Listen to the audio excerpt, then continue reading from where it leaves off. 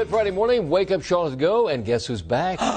We're back. Good to have you back again. Weather Fridays. It's been about 8 weeks since I Weather Friday with you, and it's good to do it again, my friend. How's the little guy?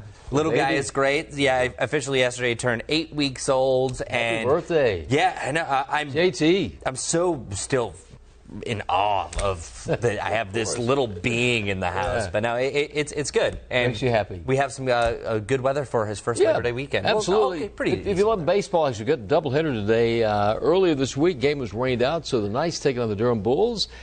And should be okay. It's going to be kind of warm out there. At first pitch 5:35, that first game 5 p.m. in the upper 80s. Stay in the 80s right through the seventh inning stretch. So I mean, I'm not expecting any storms out there. That's the good news about this one, Chris. No storms during this particular game. Yeah, not like before. You said that one system kind of just sat there a few days ago. Oh, yeah. So how late do you think that this is going to go if there's a game 2 right after that? I would say this is one of the situations where you're talking about the midnight hour. Yeah, this is going to be a lot of baseball. The thing is that you get in those extra inning games, they could go into early on Saturday morning. So, still playing until Monday. That could certainly be a possibility for some baseball action in Uptown. Labor Day weekend is here. It's that time of the year we start talking about all the activity. There's so much going on this weekend. Mm-hmm. Matthews Alive, and then we got the big race on Sunday. Yep, around the Crown. Yeah. So here's the way it looks. Upper 80s tomorrow.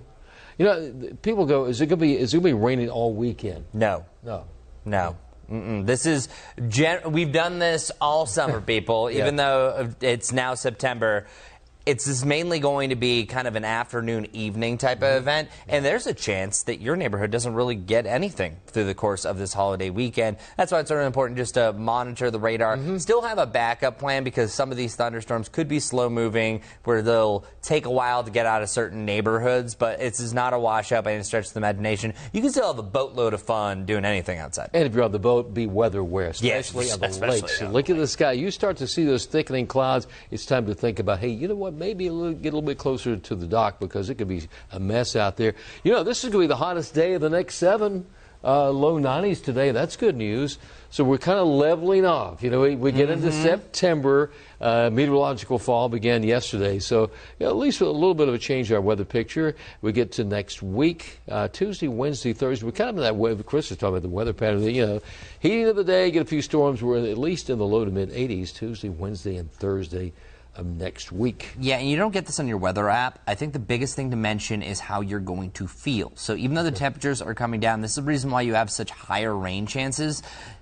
Yesterday, today, not too bad, like borderline sticky. By the time you get Saturday, Sunday, Monday, it's muggy again. So you have a lot of moisture, and that's interacting with the atmosphere, allowing for a lot more storms. So you have dew points like above 70 at times. That's why you're seeing those increased rain chances. But at least the temperatures are going down. That's nice to 80s, see. It is nice. And not to say, even when you get to the middle of September, you can get a couple of days where it's around 90-ish. But, those oppressive mid-90 plus temperatures, they're out of here. They're out of here. Get out of here. Get out of here. Yeah, and if you're ever wondering what the average high and low is, a lot of people miss this. Always just look on the upper right-hand corner. It's 86 and 66. But so we're down to 86 for the average. Can you believe that? Yeah, I know. And by the end of September, it's the upper 70s. So these average highs and lows start to drop pretty quickly. So enjoy the heat while we have it. And Larry, there's a lot going on this weekend. There's so much happening this weekend. Tell me about this event. I know you're big on this. Matthews Alive starts this evening at 6:30. So it actually starts this evening, 6:30, goes until 10 o'clock, and a lot of great entertainment. There's music, there's food, there's a carnival, there's something for every member of the family.